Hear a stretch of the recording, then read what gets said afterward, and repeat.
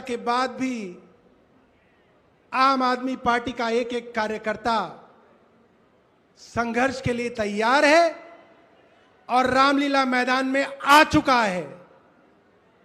और ये रामलीला मैदान इतिहास के पन्नों में गवाही देता है कि इस रामलीला मैदान के अंदर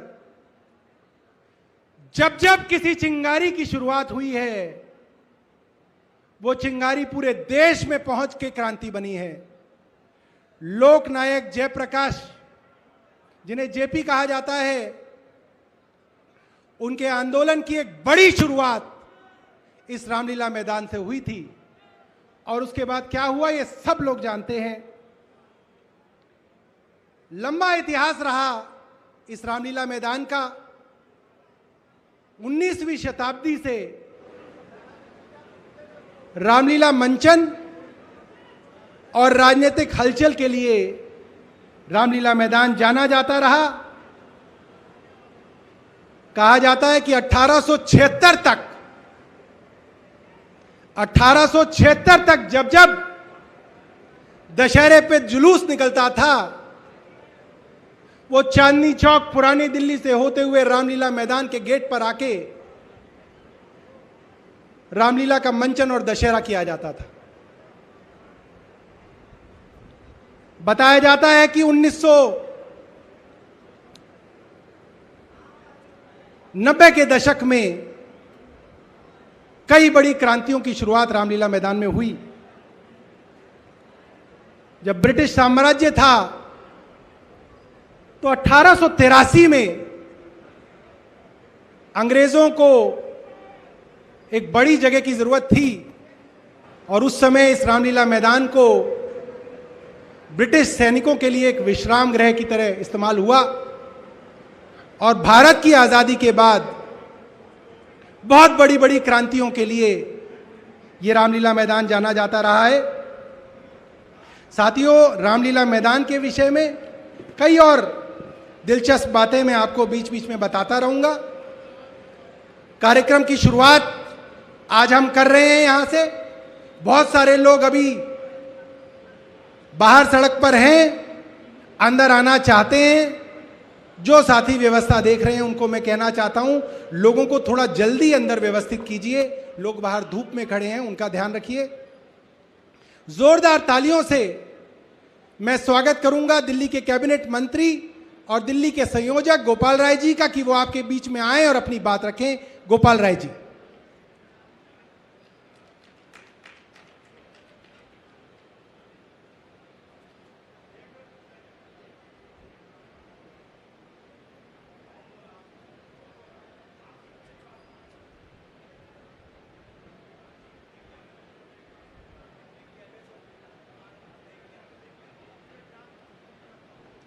साथियों, हमारे गायक साथी की एक फरमाइश है कि उनका एक गाना जो वो खास तौर पे रामलीला मैदान के लिए आप हजारों लोगों के लिए लेके आए थे, वो गाना आपके बीच में रखना चाहते हैं। मैं चाहता हूं आप इनकी हौसला अफजाई जोरदार तालियों से कीजिए और वो अपना गाना आपके बीच में रखेंगे। एक देशभक्ति गीत आपके बीच में रखेंगे।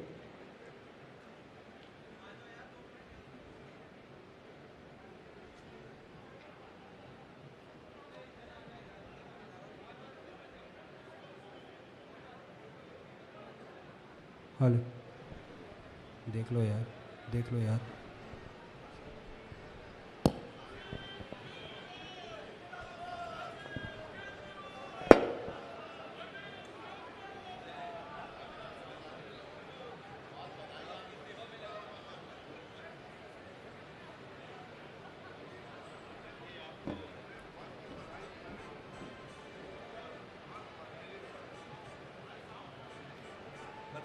वाले तो सारे इधर बैठे।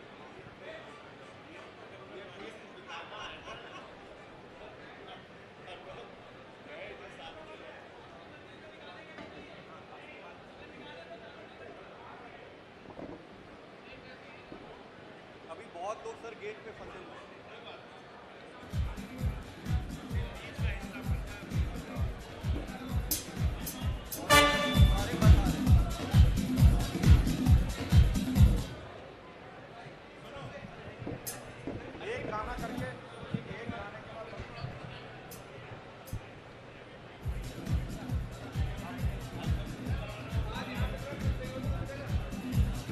Hello hello.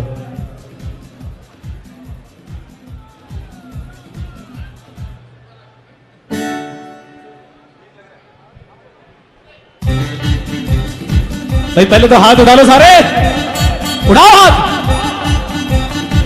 सभी ने एक बार कहना है, भारत माता की, भारत माता की। सुनो गौर से दुनिया वालों, बुरी नजर ना हम पे डालो।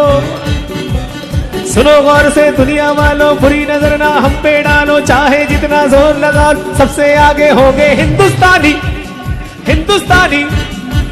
सुनो गौर से दुनिया वालों, बुरी नजर ना हम पे डालो। चाहे जितना जोर लगा लो, सबसे आगे होंगे हिंदुस्तानी, हिंदुस्तानी। हमने कहा है, तुम भी कहो। हमने कहा है जो, तुम भी कहो। सुनो गौर से दुनिया वालों, बुरी नजर ना हम पे डालो। चाहे जितना जोर लगा लो, सबसे आगे होंगे हिंदुस्तानी, हिंदुस्तानी। हमने कहा है, तुम भी सुनो। हमने कहा है जो, तुम भी कहो। आओ हम मिलजुल के बोले अब तो यारा, अपना जहां है सबसे प्यारा। आओ हम मिलजुल के बोले अब तो यारा, अपना जहां है सबसे प्यारा। हमने कहा है जो, तुम भी कहो। हमने कहा है जो, तुम भी कहो। वो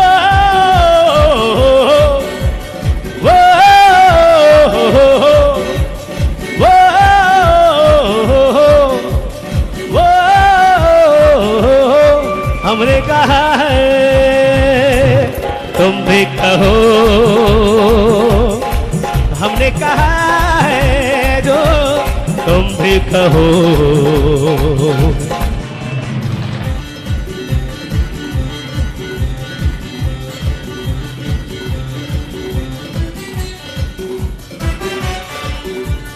जलते शरारे हैं, पानी के धारे हैं, हम काटे कटते नहीं। जो वादा करते हैं करके निभाते हैं, हम पीछे हटते नहीं। भाई ऐसे मजा नहीं आ रहा, जरा दोनों हाथ सीधे करो और क्लैपिंग करो साथ में। 1 2 3 4। जलते शरारे हैं, पानी के धारे हैं, हम कटते नहीं। है जो वादा करते हैं करके निभाते हैं, हम पीछे हटते नहीं। वक्त है, उम्र है, जोश है और जान है, ना झुके ना मिटे देश तो अब निशान है। वक्त है, उम्र है, जोश है और जान है, ना झुके ना मिटे देश तो अपनी शान है। हमने कहा है, तुम भी कहो। हमने कहा है जो, तुम भी कहो। वो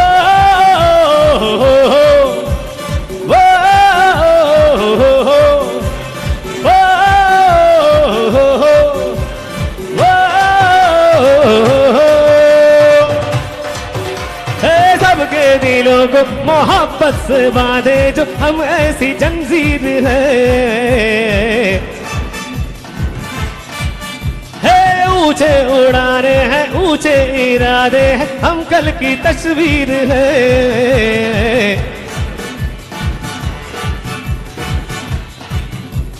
सबके दिलों को मोहब्बत से बांधे, वो हम ऐसी जंजीर है। जो वादा करते हैं करके निभाते हैं, हम ऐसी तस्वीर है। वक्त है, उम्र है, जोश है और जान है, ना झुके ना मिटे देश तो अब निशान है। वक्त है, उम्र है, देश है और जान है, ना झुके ना मिटे देश तो अब निशान है। उठाओ जरा हाथ और कहो मेरे साथ, हमने कहा है तुम भी कहो। क्या बात है, एक बार सारे शोर मचाएंगे, भारत माता की, नाम लेके, भारत माता की जय हो,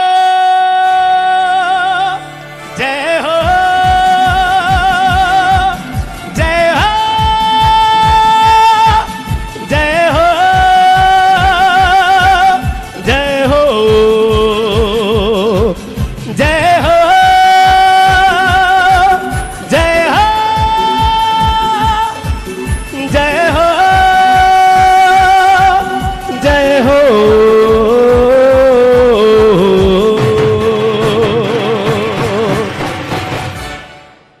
भारत बहुत माता बढ़िया। की। बहुत बढ़िया। अब मैं स्वागत करूंगा हमारे किराड़ी से विधायक और दिल्ली के उपाध्यक्ष भाई ऋतुराज जी आपके बीच में हैं। हमारे नजफगढ़ से विधायक और दिल्ली सरकार में कैबिनेट मंत्री भाई कैलाश गहलोत जी आपके बीच में हैं। दोनों का मैं स्वागत करना चाहता हूं।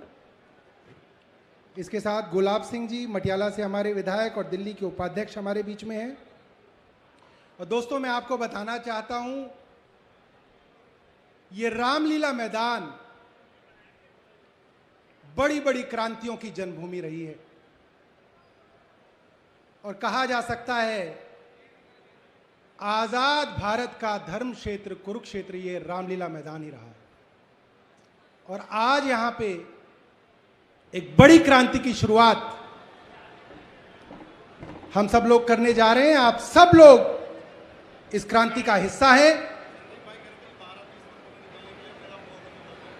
और मुझे बार बार याद आता है महाभारत में कहा गया कि कौरवों और पांडवों का राज्य को लेके झगड़ा था। हिस्सा सारा पांडवों का था, मगर फिर भी कौरवों और पांडवों के बीच में सामाजिक लोगों ने संधि कराई कि आप भाई भाई हो, थोड़ा राज्य आप रख लो, थोड़ा राज्य ये रख ले, थोड़ा राज्य कौरव रख लें, थोड़ा राज्य पांडव रख लें। और पांडवों को जो भी राज्य मिला, जो भी हक मिला, उसमें पांडवों ने हस्तिनापुर बसाया। और उस हस्तिनापुर का हक जो पांडवों को मिला, उसको भी कौरवों ने छल से, कपट से, बेईमानी से उस हस्तिनापुर को भी लूट लिया, उस हस्तिनापुर को भी छीन लिया। और फिर छल से, कपट से पांडवों को 12 साल के वनवास पे भेजा गया, 1 साल के अज्ञातवास पे भेजा गया। आज हमारे मनीष जी छल से, कपट से कारावास में हैं। आज वही महाभारत इस भारत में दोहराई जा रही है। छल कपट से लाए गए अध्यादेश से केंद्र सरकार ने दिल्ली के लोगों का हक छीना है। दिल्ली के लोगों को जो हक सुप्रीम कोर्ट की 5 जजों की संविधान पीठ ने दिया, उस हक को छीनने का काम किया है। और आज ये सारे लोग इस इतिहास के गवाह बन रहे हैं कि छल से, कपट से, बेईमानी से केंद्र सरकार ने दिल्ली के लोगों का हक छीना। और उस बात को आगे बढ़ाने के लिए जोरदार तालियों से स्वागत करिए दिल्ली के कैबिनेट मंत्री गोपाल राय जी का, जो आपके बीच में अब अपनी बात रखेंगे। गोपाल राय जी।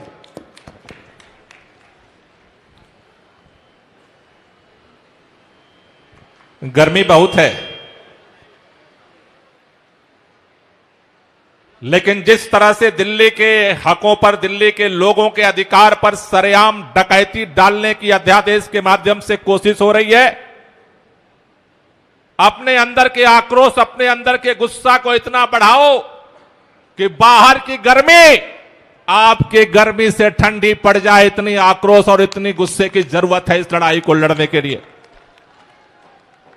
आज के इस महारैली में अरविंद केजरीवाल के आह्वान पर जितने मां भारती के बेटे बेटियां बैठे हैं, खड़े हैं, चारों तरफ, आगे पीछे, एक बार मैं चाहूंगा कि मां भारती के सम्मान में दोनों हाथ, हम सारे लोग जितने बेटे बेटियां हैं सबका हाथ ऊपर उठना चाहिए। आजू बाजू चारों तरफ जितने मां भारती के बेटे बेटियां हैं, आगे पीछे जितने लोगों तक आवाज जा रही है और जिनके पास हाथ है, दोनों हाथ उठा करके मुट्ठियां बांधो और पूरी ताकत से बोलेंगे, भारत माता की, भारत माता की, इनकलाब, इनकलाब, वंदे, वंदे, काला अध्यादेश वापस लो, काला अध्यादेश वापस लो। अरे मोदी जी की गुंडागर्दी,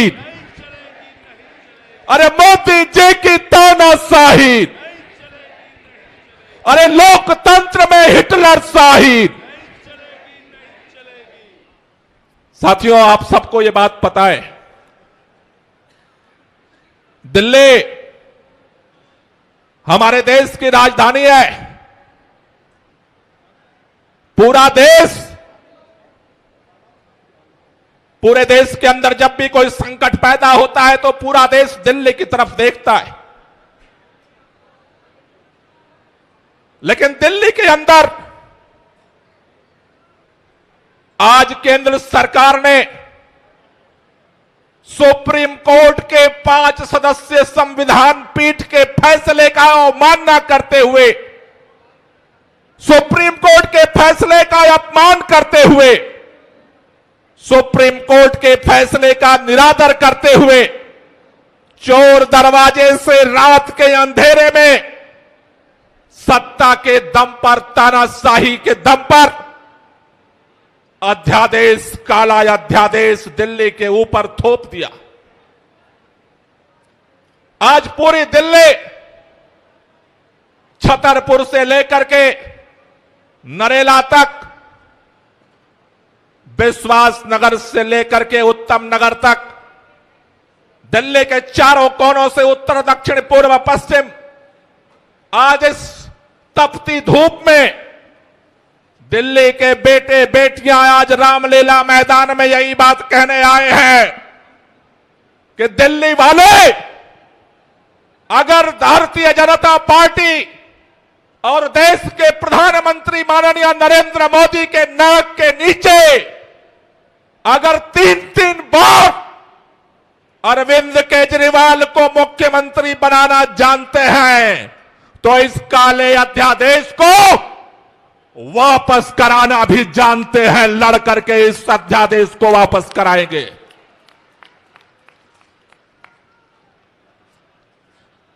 भारतीय जनता पार्टी के लोगों से पूछो, आपने सुप्रीम कोर्ट के फैसले को क्यों नहीं माना? टेलीविजन चैनल पर आप देखते होंगे, हर चैनल पर भाजपा का प्रवक्ता बैठता है, बोलता है, आम आदमी पार्टी वाले संविधान को नहीं मानते, आम आदमी पार्टी वालों को सर्वोच्च न्यायालय में भरोसा नहीं है, आम आदमी पार्टी वालों को कानून में भरोसा नहीं है। आम आदमी पार्टी वाले नहीं, आज पूरी दिल्ली रामलीला मैदान से भाजपा के सभी नेताओं से ये पूछना चाहती है, भाजपाइयों बताओ, तुम्हें सर्वोच्च न्यायालय में भरोसा क्यों नहीं है? सर्वोच्च न्यायालय का निर्णय तुम लागू क्यों नहीं करना चाहते हो? इसका जवाब लेने के लिए आज पूरी दिल्ली इस रामलीला मैदान में इकट्ठा हुई है। भाजपा के नेता कहते हैं, हमने ऑर्डिनेंस इसलिए लागू किया कि देश की राजधानी है दिल्ली। भाजपाइयों, तुम्हारे ऑर्डिनेंस आने से देश की राजधानी दिल्ली नहीं बनी। दिल्ली पहले भी थी, जब दिल्ली के संविधान के अंदर यह निर्णय लिया गया कि दिल्ली के लोग अपना वोट दे करके अपनी चुनी हुई सरकार बनाएंगे। उस दिन जिस दिन कानून बना उस दिन भी दिल्ली देश की राजधानी थी। तुम कहते हो कि देश के अंदर राजधानी है, इस राजधानी में उच्च आयोग है, पूरे दुनिया के प्रतिनिधि आकर के रहते हैं। अरे जब तुम काला अध्यादेश लेकर नहीं आए थे तब भी उच्च आयोग के लोग इसी दिल्ली में आते थे, रहते थे, और तुम्हारे अध्यादेश आने के बाद भी रहते हैं। भारतीय जनता पार्टी के नेता बहाने ढूंढ रहे, एक भी नेता को इस बात का जवाब नहीं है। उनसे पूछो कि सुप्रीम कोर्ट का फैसला क्यों नहीं मानते, बोले आम आदमी पार्टी ने भ्रष्टाचार कर दिया। उनसे पूछो सुप्रीम कोर्ट का फैसला क्यों नहीं मानते, बोले ये हो गया। उनसे पूछो सुप्रीम कोर्ट का फैसला क्यों नहीं मानते, कहते हैं वो हो गया। उनसे पूछो सुप्रीम कोर्ट का फैसला क्यों नहीं मानते, उनके पास कोई जवाब नहीं है। हमारे देश के प्रधानमंत्री कहते हैं भारत मदर ऑफ डेमोक्रेसी है। उस दिन संसद भवन के उद्घाटन के अवसर पर भी बोल रहे थे कि भारत मदर ऑफ डेमोक्रेसी है, लेकिन अफसोस के साथ हमें कहना पड़ रहा है जो भारत मदर ऑफ डेमोक्रेसी है, माननीय प्रधानमंत्री जी, आप अपने अहंकार में मर्डर ऑफ डेमोक्रेसी को आप साबित कर रहे हो। सरेआम चौराहे पर दिन दहाड़े लोकतंत्र की हत्या पर आप उतारू हो, ये इस देश को बर्दाश्त नहीं है। ये देश का संविधान, ये देश का लोकतंत्र, देश की संस्थाएं किसी पार्टी की बदौलत नहीं पैदा हुई हैं। आज इस देश के अंदर लाखों लोगों ने अपने प्राणों को न्यौछावर करके इस देश की आजादी के लिए अपना सब कुछ जान पर लगाया था। उस लंबी आजादी की लड़ाई के बाद इस देश को संविधान मिला, इस देश को लोकतंत्र मिला। इस देश के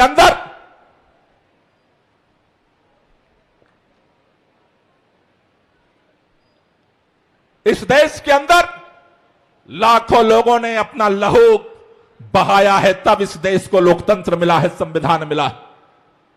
इस देश के अंदर ये दिल्ली वही दिल्ली है जब 1857 की जंग आजादी में हंसते हंसते लाखों लोगों ने अपनी कुर्बानियां दी थी। जिस समय बहादुर शाह जफर लड़ रहे थे इस देश के लिए, उनको नहीं पता था कि एक दिन ऐसा भी आएगा जब उसी लोकतंत्र की हत्या की जाएगी सरेआम देश के प्रधानमंत्री के द्वारा। उनको यह बात नहीं पता थी कि एक दिन ऐसा आएगा। नाना साहब जब लड़ रहे थे, झांसी की रानी लड़ रही थी, तात्या टोपे लड़ रहे थे, बेगम हजरत महल लड़ रही थी, तो उन्हें नहीं पता था कि हमारी कुर्बानियों के बाद इस देश के अंदर आजाद हिंदुस्तान में एक दिन ऐसा आएगा जब लोकतंत्र का सरेआम, जिसके ऊपर संविधान और लोकतंत्र के संरक्षण संवर्धन की जिम्मेदारी है, वही देश का प्रधानमंत्री सरेआम लोकतंत्र की हत्या करेगा।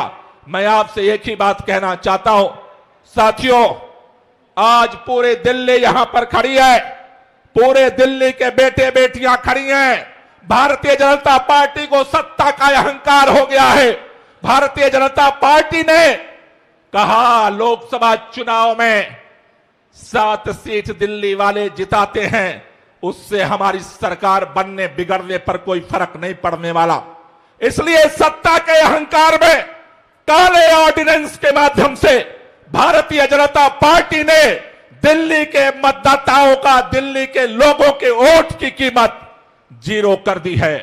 मैं आपसे एक ही बात कहना चाहता हूं, कई हमारे मित्र कह रहे थे रामलीला मैदान में जो ये लाखों लोग इकट्ठा हो रहे हैं उससे क्या फर्क पड़ेगा।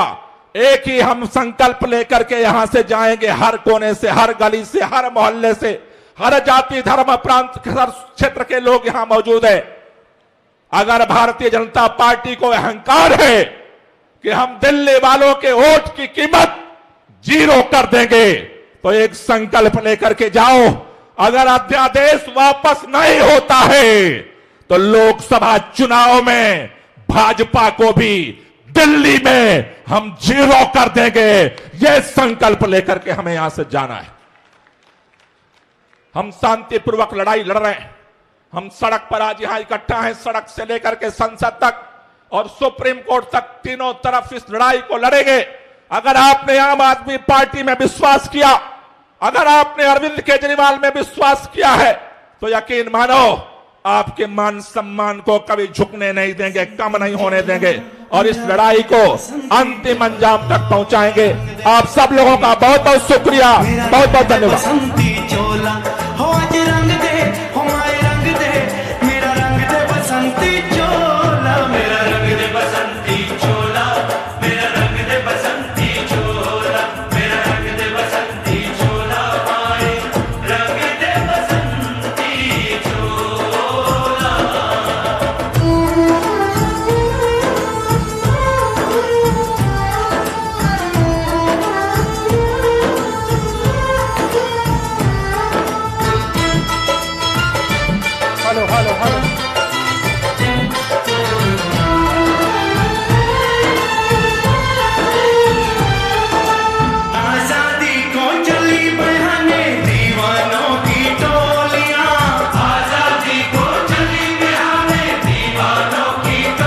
साथियों, चंद पलों में आपके बीच में अब्दुल अजीज दिल्ली के मुख्यमंत्री और पंजाब के मुख्यमंत्री आपके बीच में कुछ ही मिनटों में आने वाले हैं।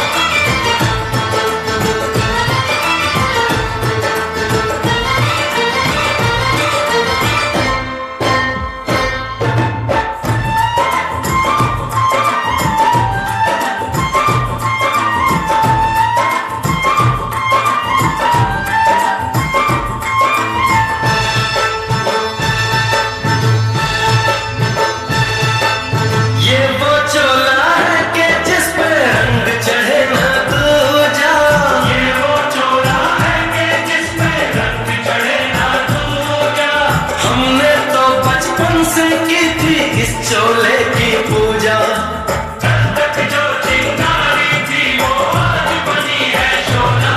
मेरा रंग दे, वो मेरा रंग दे बसंती चोला, मेरा रंग दे बसंती चोला, मेरा रंग दे बसंती चोला, मेरा रंग दे बसंती चोला। आज रंग दे, मेरा रंग दे, मेरा रंग दे बसंती चोला, मेरा रंग दे बसंती चोला, मेरा रंग दे बसंती चोला, मेरा रंग दे बसंती चोला, माए रंग दे बसंती चोला।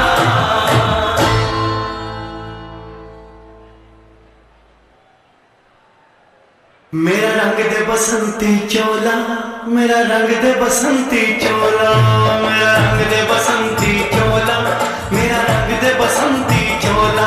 हो आज रंग दे, हो माए रंग दे, मेरा रंग दे बसंती चोला, मेरा रंग दे बसंती चोला, मेरा रंग दे बसंती चोला, मेरा रंग दे बसंती चोला, माए रंग दे बसंती चोला।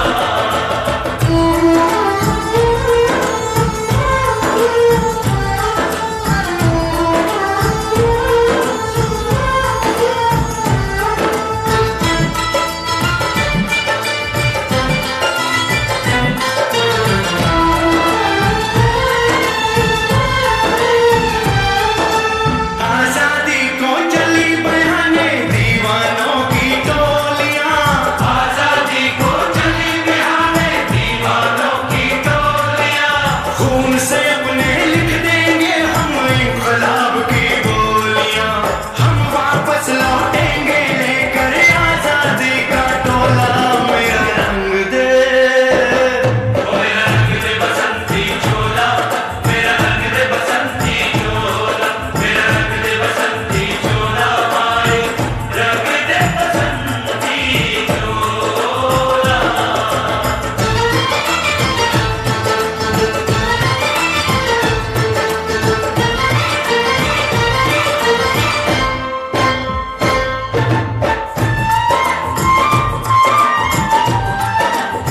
जोरदार तालियों से स्वागत कीजिए आपके बीच में अब्दुल अजीज दिल्ली के लोकप्रिय मुख्यमंत्री अरविंद केजरीवाल जी और पंजाब के लोकप्रिय मुख्यमंत्री भगवंत मान जी आपके बीच में जोरदार तालियों से स्वागत कीजिए।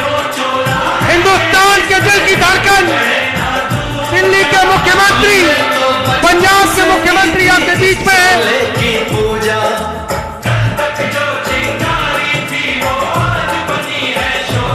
मेरा रंग दे, ओ मेरा रंग दे बस। साथियों, जोरदार तालियों से स्वागत कीजिए आपके बीच में दिल्ली के लोकप्रिय मुख्यमंत्री, पंजाब के लोकप्रिय मुख्यमंत्री आपके बीच में है।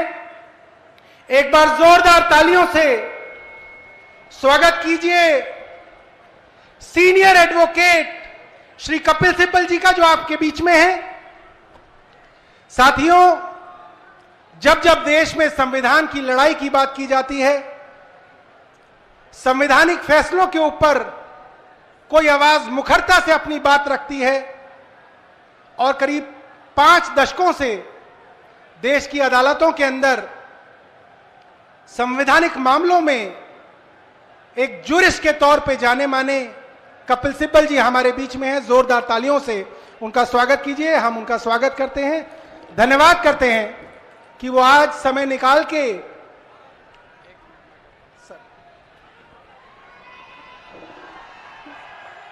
बस 1 मिनट, मैं कपिल सिब्बल साहब का बहुत बहुत शुक्रिया अदा करता हूं। हमने उनको इनवाइट किया, हमारे इनविटेशन पे वो स्पेशली आज जिस मकसद के लिए हम लोग इकट्ठे हुए हैं, जो केंद्र सरकार ने दिल्ली के लोगों का अधिकार छीनने के लिए अध्यादेश जारी किया है, सुप्रीम कोर्ट के आदेश को उन्होंने खारिज कर दिया, उसको समझाने के लिए और क्या वो सही है गलत है, मैंने स्पेशली कपिल सिब्बल साहब को आमंत्रित किया था। मैं तहे दिल से उनका शुक्रिया अदा करता हूं, उन्होंने हमारा इनविटेशन स्वीकार किया। मैं पूरे मान और सम्मान के साथ कपिल सिब्बल साहब को इनवाइट करना चाहता हूं। अरविंद जी अभी लास्ट में बोलेंगे, तो आप सब लोग ध्यान से सुने। मेरे भाई और दिल्ली के मुख्यमंत्री अरविंद केजरीवाल जी, पंजाब के मुख्यमंत्री भगवंत सिंह मान जी, मंच पे बैठे हुए दिल्ली सरकार के मंत्री, मंच पे बैठे हुए आम आदमी पार्टी के वरिष्ठ नेतागण, भाइयों और बहनों, मुझे याद है 2014 से पहले जब हम यूपीए सरकार में थे, उस समय अरविंद केजरीवाल जी हमारी मुखालफत करते थे और हमें लगता था कि गोदी मीडिया उनके साथ है। लेकिन समय बदल गया, सरकारें बदल गई, प्रधानमंत्री बदल गए और गोदी मीडिया भी शिफ्ट कर गया। अब गोदी मीडिया सरासर मोदी जी के साथ है। कई और चीजें भी बदल गई। उन्होंने कहा था कि आपने कांग्रेस को 60 साल दिए, केवल हमें 60 महीने दो कि हम हिंदुस्तान की कायाकल्प बदल देंगे, हिंदुस्तान को बदल देंगे, हिंदुस्तान को इतना प्रगतिशील बना देंगे, इतना प्रगतिशील बना देंगे कि विश्व देखता रह जाएगा। 60 महीने नहीं, उनको लगभग 120 महीने मिले और इन्होंने हिंदुस्तान का नक्शा बदल दिया।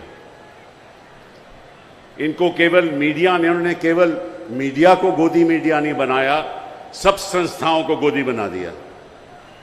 चाहे वो इलेक्शन कमीशन हो, चाहे वो ईडी हो, चाहे वो सीबीआई हो, चाहे कोई भी संस्था हो, जुडिशरी के अलावा इन्होंने सबको अपनी गोदी में बैठा दिया। उसका नतीजा यह क्या हुआ कि लोकतंत्र खतरे में है, भाईचारा खतरे में है और जो इनकी मन मर्जी होती है वो ये करते हैं। आज मैं आपके सामने एक निर्दलीय सांसद के रूप में खड़ा हूं और मैं सोचता हूं और जानता हूं कि वक्त आ गया है कि सभी विपक्षी दलों को एकजुट होकर मोदी जी का सामना करना होगा। जिस तरह से मोदी जी शासन चला रहे हैं, मुझे नहीं लगता कि कोई भी सरकार बच पाएगी। आपको याद होगा कि हमेशा मोदी जी मंच पे कहते हैं कि मुझे एक डबल इंजन सरकार चाहिए। अब डबल इंजन सरकार का मतलब क्या है? उसका मतलब यह है कि हर प्रदेश में मेरी सरकार होनी चाहिए, केंद्र में मेरी सरकार हो, हर प्रदेश में मेरी सरकार हो, तभी तो डबल इंजन सरकार होगी। इसका मतलब लक्ष्य क्या है? लक्ष्य क्या है कि सारी ऑपोजिशन को खत्म करना, सारे प्रदेशों को अपने कब्जे में ले लेना, यही है लक्ष्य। लेकिन डबल इंजन सरकार बनेगी नहीं। मैं आपको आज एक बात बताना चाहता हूं कि ये सरकार डबल इंजन सरकार कभी हो ही नहीं सकती। केवल ये डबल बैरल सरकार है। डबल बैरल क्यों? कि एक बैरल तो ईडी और दूसरा बैरल सीबीआई। अब इन्होंने दिल्ली के साथ क्या किया, उस बात पे मैं अब आना चाहता हूं। आपने मुख्यमंत्री जी को चुना, दिल्ली सरकार में इतनी बहुमत के साथ आम आदमी पार्टी आई, लेकिन जब से आम आदमी पार्टी यहां शासन कर रही है, तब से इनका इरादा यह है कि किसी तरीके से इस शासन को चलने ना दो। आपको मालूम है कि संविधान में, क्योंकि दिल्ली एक राजधानी है, इसलिए मैं सरल तरीके से आपको समझाना चाहता हूं। मैं कोई कानूनी बात नहीं करूंगा, लेकिन ऐसी बात करूंगा जो आप लोगों को समझ आए। संविधान हमारा ये कहता है कि 3 चीजें केंद्र सरकार के हक में होंगी, जिसके बारे में राज्य सरकार जो है, जो केजरीवाल की सरकार है, उसमें दखल अंदाजी नहीं हो सकती। पहला तो जमीन, लैंड। ये क्यों? क्योंकि अगर दिल्ली जो हमारी राजधानी है, वहां एक डेवलपमेंट होगी और किस तरह से मकान बनेंगे, किस तरह से इमारतें बनेगी, तो उसका सारा पावर जो है वो केंद्र सरकार को है। वो सही भी है। दूसरा, पुलिस। यहां कोई दंगे हो जाएं, यहां कोई फसाद हो जाए, तो क्योंकि राजधानी है, पुलिस की पावर भी केंद्र सरकार को होगी। और तीसरा, पब्लिक ऑर्डर, जिसको हम कहते हैं सार्वजनिक व्यवस्था। जहां तक पब्लिक ऑर्डर का भी सवाल है, वो भी पावर केंद्र सरकार को होगी। इसके अलावा कोई पावर केंद्र सरकार को नहीं होगी। केंद्र सरकार का हमेशा यह प्रयास रहा है कि किसी तरीके से भी सारी पावर खुद में समेट लें और जो आपकी चुनी हुई सरकार है उसको जीरो बना लें। हमेशा से ये इनका लक्ष्य रहा है। लेकिन जनता इनके साथ है, जनता भाजपा के साथ नहीं है, जनता मोदी जी के साथ नहीं है, जनता के अरविंद केजरीवाल के साथ है। ये बात इनको गले में अटकी हुई है। तो इन्होंने क्या किया? इन्होंने केस कर दिया सुप्रीम कोर्ट में और ये कहने लगे कि जो भी ब्यूरोक्रेट हैं, जो भी अधिकारी हैं, वो भी हम चुनेंगे और जो हम कहेंगे वो करेंगे। तो मैं मोदी जी से पूछना चाहता हूं कि आपने फिर दिल्ली को एक लेजिस्लेटिव असेंबली क्यों दी? अगर आपने सारी पावर ही अपने हाथ में रखनी है, तो फिर आप इसको यूनियन टेरिटरी की तरह चलाना चाहते हो। आपको मालूम है कि चंडीगढ़ यूनियन टेरिटरी है। आपको मालूम है कि कई ऐसी जगह हिंदुस्तान में है जो यूनियन टेरिटरी रही हैं और वहां कोई असेंबली नहीं है। असेंबली बनाने का मतलब क्या था? असेंबली बनाने का यही मतलब था ना कि जो लोग चाहें वही काम हो। लेकिन यहां लगता है कि जो मोदी जी चाहते हैं वही काम होना चाहिए। ये तो ना तो जनता को स्वीकार होगा, ना हमारे लोगों को स्वीकार होगा, ना हमारी देश की जनता को स्वीकार होगा। तो इन्होंने बड़ा प्रयास किया। सुप्रीम कोर्ट में मामला गया। पहले 5 जजेस ने फैसला किया, उसके बाद दोबारा फैसला हुआ, दोबारा 5 जजेस का फैसला हुआ और इन्होंने कोशिश ये की कि लेफ्टिनेंट गवर्नर को द्वारा जो भी, देखिए, किसी भी मंत्री के नीचे एक सेक्रेटरी होता है, जो भी मंत्री और जो भी सरकार के फैसले होते हैं उन फैसलों का पालन सेक्रेटरी को करना पड़ता है। लेकिन इन्होंने यह तय कर लिया कि सेक्रेटरी भी हम बनाएंगे और जो हम कहेंगे वो सेक्रेटरी करेगा, लेकिन मंत्री का कहना नहीं मानेगा। इन्होंने ये कोर्ट के सामने रखा। कोर्ट ने कहा यह असंवैधानिक है, ये गलत है, क्योंकि फिर इलेक्टेड गवर्नमेंट का, लेजिस्लेटिव असेंबली का, मंत्रिमंडल का फायदा ही क्या है? अगर सारी चीजें आप ही ने करनी है तो फिर आपने चुनाव क्यों कराया? तो सुप्रीम कोर्ट ने यह फैसला दिया कि जहां तक अधिकारियों का सवाल है, जहां तक सेक्रेटरी होम का सवाल है, प्रिंसिपल सेक्रेटरी का सवाल है, सेक्रेटरी टू डिपार्टमेंट का सवाल है, वो सेक्रेटरी, सुप्रीम कोर्ट ने कहा केवल रिस्पॉन्सिबिलिटी उनकी मंत्रिमंडल को होगी। मतलब कि जो मंत्रिमंडल कहेगा, जो मंत्री कहेगा, उसका पालन उनको करना पड़ेगा।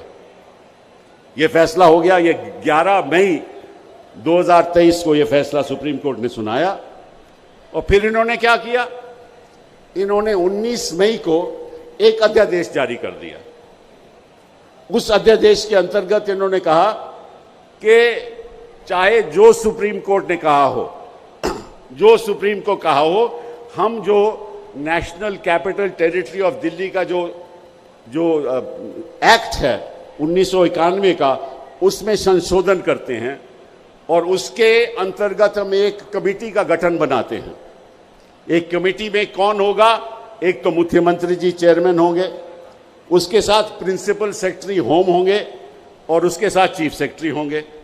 और साथ में कानून में यह कह दिया कि जो फैसले होंगे अगर आम सहमति से नहीं होते तो मेजॉरिटी से फैसले होंगे, और अगर मेजॉरिटी से फैसले होंगे तो दो तो वहां ब्यूरोक्रेट हैं, एक प्रिंसिपल होम सेक्रेटरी और एक चीफ सेक्रेटरी। वो किसके ब्यूरोक्रेट हैं? वो केंद्र सरकार के ब्यूरोक्रेट हैं। तो इसका मतलब क्या हुआ कि दो लोग जो इस कमेटी में शामिल हैं, उनका फैसला चुनी हुई सरकार के खिलाफ भी हो सकता है। मतलब कि आप मुख्यमंत्री जी की तौहीन कर रहे हो। अगर मुख्यमंत्री जी का फैसला नहीं चलने वाला तो फिर इसका मतलब यह हुआ कि ब्यूरोक्रेसी ही दिल्ली चलाएगी। इसका मतलब जो मुख्यमंत्री जी कहेंगे उसकी बात नहीं मानी जाएगी, और अगर बात नहीं मानी जाएगी और अवैध हो कुछ, तो उसके बाद जो लेफ्टिनेंट गवर्नर है वो अपने तौर पे खुद फैसला करेगा। ते पावर सारी लेफ्टिनेंट गवर्नर को दे दी। अगर आम सहमति नहीं हो तो मंत्रिमंडल को जीरो कर दिया, चीफ मिनिस्टर को जीरो कर दिया, पावर ब्यूरोक्रेट्स को दे दी और फैसला केंद्र सरकार करेगी। तो फिर आपने काहे को असेंबली बनाई, काहे को आपने चुनाव दिया, काहे को आपने मंत्रिमंडल बनाया? ये कौन सा मजाक हो रहा है हिंदुस्तान में? ये संविधान का मजाक हो रहा है? ये किस किस्म के कानून हैं? और आपको मालूम है कि सुप्रीम कोर्ट ने कई फैसलों ने कहा है कि आप सुप्रीम कोर्ट का फैसला अध्यादेश द्वारा, कानून द्वारा रद्द नहीं कर सकते। वो उनके हक में नहीं है। ये फैसला सुप्रीम कोर्ट ये रद्द नहीं कर सकते। तो मुझे मालूम है कि आप सरकार ने सुप्रीम कोर्ट में याचिका भी दायर की है कि इस अध्यादेश को रद्द करना चाहिए, जो असंवैधानिक है। तो मुझे उम्मीद है कि सुप्रीम कोर्ट इसको रद्द करेगी, इसको खत्म करेगी, क्योंकि मैं समझता हूं कि जो अध्यादेश ये कह दे कि जो चुनी हुई सरकार है उसके निर्णय नहीं माने जाएंगे, तो इसका मतलब ये हुआ कि जो ब्यूरोक्रेट कहता है उसके कहने माने जाएंगे। तो इसका मतलब कि असेंबली का कोई मतलब ही नहीं हो। केवल यही नहीं, हर एक मंत्रिमंडल के अंदर एक ब्यूरोक्रेट होता है, एक सेक्रेटरी होता है, उसकी भी नियुक्ति ये लोग करेंगे। उसके हक क्या होंगे ये भी ये लोग करेंगे। और अगर इसमें भी कोई मतभेद हो कमेटी में तो वो भी फैसला लेफ्टिनेंट गवर्नर करेगी। आज मैं यहां आया हूं, इसलिए आया हूं कि मैं समझता हूं कि जब जब भी संविधान पे आक्रमण होता है तो हम लोगों को इकट्ठा होकर खड़ा होना चाहिए। मैं एक निर्दलीय सांसद हूं, मैं किसी पार्टी से जुड़ा नहीं हूं। अखिलेश जी की वजह से उन्होंने मुझे निर्दलीय रूप में यहां पार्लियामेंट में भेजा है और मेरा मकसद ये रहेगा कि आने वाले दिनों में हर प्रदेश में जाकर मैं ये बात कहूंगा कि वक्त आ गया है कि हम सबको एकजुट होकर मोदी जी के खिलाफ लड़ाई लड़नी चाहिए। मैं आज आपको एक मन की बात बताना चाहता हूं। मोदी जी हमेशा बच्चों को मन की बात बताना चाहते हैं, मैं भी आपको मन की बात बताना चाहता हूं। वो ये है कि जनता इनको पसंद नहीं करती, जनता इनको नहीं चाहती। जनता कहती है काफी हो गया, आपको बड़ा वक्त दे दिया, आप तो एक अमीरों के प्रधानमंत्री हैं, आम जनता के मामलों में तो आप दखलंदाजी नहीं करते। जनता पिस रही है। मैं आपको सच बात बताऊं कि आज के दिन में कौन सा ऐसा विभाग है जिसमें आम आदमी का फायदा हुआ हो। इस देश में 10% लोगों की जो संपत्ति है, 10% लोगों की जो संपत्ति है वो देश के जो 76% संपत्ति है वो 10 लोगों के पास है। 76%।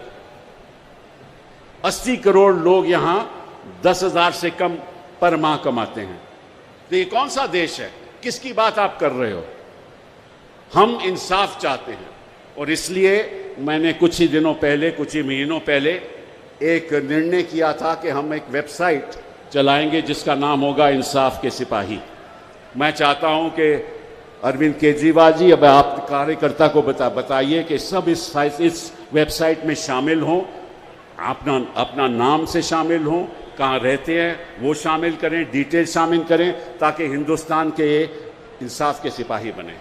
ये बहुत ज़रूरी है क्योंकि ये लड़ाई इंसाफ की लड़ाई है। जिस तरह से बेइंसाफी हो रही है हमारे देश में, उसको हमें एकजुट होकर लड़ना है। बहुत वक्त ले लिया मैंने आपका, मैं आभारी हूँ केजरीवाल जी का कि उन्होंने मुझे ये मौका दिया। मैं चाहता था कि आपके सामने आकर मैं ये तो बता दूं कि आप लोग, हम लोग, सारे विपक्ष के लोग इकट्ठा होकर एक मंच 2024 में मोदी जी को हरा कर रहेंगे। बहुत बहुत धन्यवाद, शुक्रिया। धन्यवाद कपिल जी। साथियों, जैसा कि कपिल सिब्बल जी बता रहे थे कि जब अफसरों के ऊपर सरकार का कंट्रोल नहीं होगा तो कुछ अफसर मनमानी करेंगे। और मैं 2 उदाहरण आपको बताना चाहता हूं, जो 2 मनमानियां मेरे सामने आई। पिछले वर्ष दशहरे के आसपास महीनों तक दिल्ली के बुजुर्गों को उनकी पेंशन नहीं दी गई। दशहरा आया, दिवाली आई, दिल्ली के बुजुर्ग बिना पेंशन के घर में बैठे रहे, महीनों तक बैंकों के चक्कर काटते रहे। और जब जांच करी तो पता चला कुछ अफसरों ने षड्यंत्र के तहत बुजुर्गों की पेंशनें रोक दी। उसी तरीके से मोहल्ला क्लिनिक की जो टेस्ट हुआ करते थे, एमसीडी चुनाव से एन पहले उन टेस्टों को रोक दिया गया, गरीबों को परेशान किया गया। सरकारी अस्पतालों में जो पर्ची बनाई जाती थी, बिना किसी कारण उन पर्ची बनाने वालों को नौकरी से निकाल दिया गया कि गरीब आदमी अस्पताल में आएगा, जब पर्ची ही नहीं बनेगी तो अरविंद केजरीवाल जी को कोसेगा। तो मैं आप हजारों लोगों को यह बताना चाहता हूं कि ऐसा वक्त बार बार आएगा जब इन अफसरों के जरिए, कुछ चुनिंदा अफसरों के जरिए गरीब लोगों को परेशान करने की कोशिश की जाएगी। मन में सवाल तो आएगा कि सरकार अरविंद केजरीवाल की है, ये गरीबों को परेशान कौन कर रहा है? आप मान लेना केंद्र सरकार के इशारे पे कुछ अफसर आप लोगों के खिलाफ षड्यंत्र कर रहे हैं और आज की ये लड़ाई अरविंद केजरीवाल उस षड्यंत्र के खिलाफ कर रहे हैं और आपके लिए लड़ाई लड़ रहे हैं। मैं बुलाना चाहूंगा संजय सिंह जी को, आपके बीच में आए और अपनी बात रखें।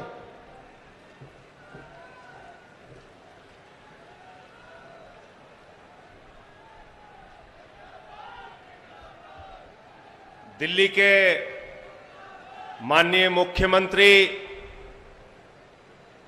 भ्रष्टाचार विरोधी आंदोलन के अर्जुन और लोकतंत्र की इस लड़ाई में, इस काले अध्यादेश के खिलाफ आज जितनी बड़ी संख्या में आप लोग उपस्थित हैं, ये बताने के लिए काफी है कि अरविंद केजरीवाल ये लड़ाई जीतने जा रहे हैं। अरविंद केजरीवाल को ये लड़ाई आप लोगों के दम पे इसमें जीत हासिल होगी। आदरणीय अरविंद केजरीवाल जी, पंजाब के मुख्यमंत्री भाई भगवंत मान जी, संविधान के ज्ञाता और जिन्होंने बहुत ही अच्छे ढंग से अपने विचार आपके सामने रखे, राज्यसभा के सांसद कपिल सिब्बल जी, दिल्ली के प्रदेश अध्यक्ष भाई गोपाल राय जी, हमारे मंच पर आसीन तमाम सम्मानित हमारे साथियों, दोस्तों, आज एक काला अध्यादेश लाकर नरेंद्र मोदी जी की सरकार सुप्रीम कोर्ट के 5 जजों के फैसले को बदलना चाहती है। माननीय सर्वोच्च न्यायालय के 5 जजों के फैसले को बदलना चाहती है। दिल्ली के 2 करोड़ लोगों का अधिकार छीनना चाहती है। इस काले अध्यादेश के माध्यम से लोकतंत्र को खत्म करना चाहती है, दिल्ली की सत्ता को खत्म करना चाहती है। तो मैं आज इस रामलीला के मैदान से नरेंद्र मोदी जी से कहना चाहता हूं, तुम अगर दिल्ली की सरकार को बदलना चाहते हो, दिल्ली के संविधान को बदलना चाहते हो, तो दिल्ली और देश की जनता केजरीवाल के साथ मिलकर तुम्हारी सत्ता को बदलने का काम करेगी, तुम्हारी सत्ता को बदलने का। तानाशाही की पराकाष्ठा है, अत्याचार की पराकाष्ठा है। आज दिल्ली में केजरीवाल को किस जुर्म की सजा मिल रही है? यह कि वो अच्छे शिक्षा देने का काम कर रहे हैं, यह कि वो मासूम बच्चों के लिए अच्छे स्कूल बनवा रहे हैं, यह कि बिजली फ्री दे रहे हैं। केजरीवाल को सजा इस बात की मिल रही है कि वो मोहल्ला क्लिनिक बना रहे हैं, बुजुर्गों को तीर्थ यात्रा दे रहे हैं, माताओं बहनों के लिए बस की फ्री यात्रा दे रहे हैं। देश में पहली ऐसी सरकार बनाई जब अमेरिका के राष्ट्रपति ट्रंप की पत्नी हिंदुस्तान आती है तो कहती है हमें केजरीवाल और मनीष सिसोदिया का स्कूल देखना है। 75 साल में यह काम करके केजरीवाल ने दिखाया। आज इस बात की सजा इनको मिल रही है। 49 विधायकों को हमारे पकड़ के जेल में डाल दिया। भाई मनीष सिसोदिया जी जेल में है, सत्येंद्र जैन जी बड़ी मुश्किल से जमानत पे बाहर आए, 36 किलो उनका वजन कम हो गया। साथियों, आप देखेंगे तो आंख से आंसू आ जाएगा। हमारे मंत्रियों को, हमारे विधायकों को, पार्टी के नेताओं को, अरविंद केजरीवाल को अपनी तानाशाही से दबाने का जो जुर्म नरेंद्र मोदी जी कर रहे हैं, इस काले अध्यादेश के माध्यम से मैं कहना चाहता हूं, आइए हम सब मिलकर इस सरकार के चेहरे को काला करने का काम करें। हम सब मिलकर इसके चेहरे को काला करने का काम करेंगे। साथियों और दोस्तों, ज्यादा लंबी बात नहीं करूंगा। आपको भगवंत मान जी को और आदरणीय अरविंद केजरीवाल जी को सुनना है। बस एक ही बात कहना चाहता हूं, पूरे देश के नेताओं से पिछले दिनों में अरविंद केजरीवाल जी ने मुलाकात की है, सबका समर्थन मिल रहा है। आज आप इतनी भारी संख्या में यहां पर इकट्ठा हुए हैं। पूरे देश में इस आंदोलन को बढ़ाना होगा, लेकिन कतई भी यह मंजूर नहीं है कि दिल्ली के 2 करोड़ लोगों का अधिकार छीना जाए। और इस अधिकार को अगर छीना गया तो सड़क से लेके संसद तक लड़ाई होगी। राज्यसभा में जब यह बिल आएगा तो इस बिल को सारी विपक्षी पार्टियों के साथ मिलकर गिराने का काम हम लोग करेंगे। राज्यसभा में यह बिल पास नहीं होने देंगे। बहुत बहुत शुक्रिया, बहुत बहुत धन्यवाद। इंकलाब, आम आदमी, आम आदमी।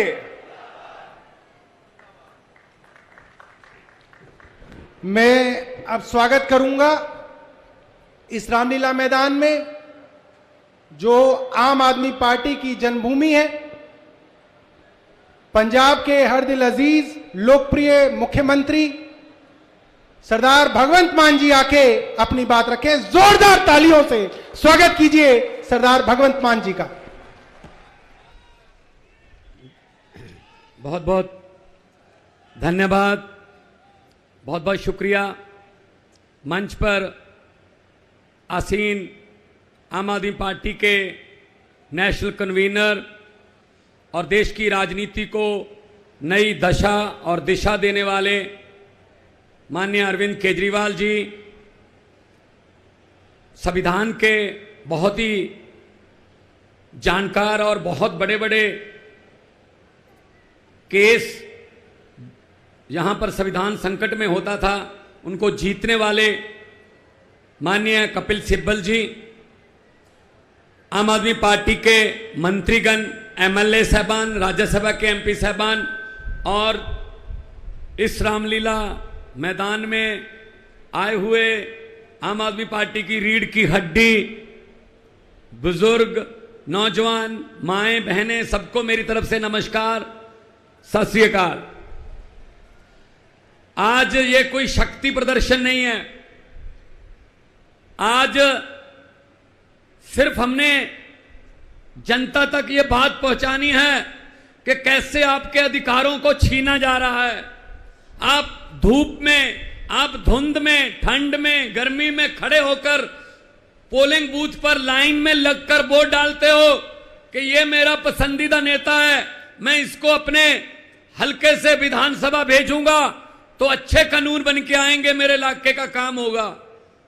लेकिन मोदी साहब, ये भाजपा वाले, ये चाहते ही नहीं है इनके बिना किसी और की गवर्नमेंट बन जाए।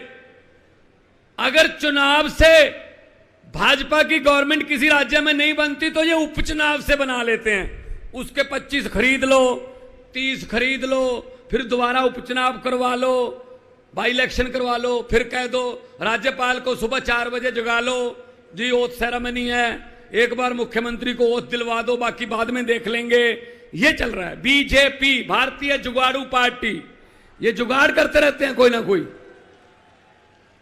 तो उसी तरह से दिल्ली में सरकार है, आप लोगों ने वोट डाले, मुख्यमंत्री अरविंद केजरीवाल जी हैं, तो अगर वो काम ही नहीं कर पाएंगे, अगर वो अफसरों को ऑर्डर नहीं दे पाएंगे, अगर वो किसी भ्रष्ट अफसर की बदली नहीं कर पाएंगे, उनको सस्पेंड नहीं कर पाएंगे, तो सिस्टम कैसे चलेगा?